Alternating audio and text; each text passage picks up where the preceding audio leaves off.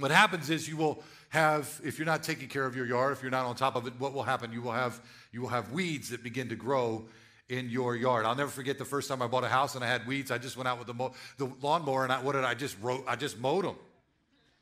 How many of you know that does not help the problem? Why? Because the leaf, what you can see on the surface, the thing that you see is not really the thing that you need to be worried about. What you need to be worried about is not the leaf, it's not the weed, it's the root. It's what you can't see. Did you know that very often when somebody is reacting to the thing, that's not really the thing they're reacting to. There's a thing behind the thing that's causing them to react the way that's making you scratch your head. This isn't a big deal. Why are they reacting this way? Because that's not the thing. Maybe some husbands in here need to figure that out this morning.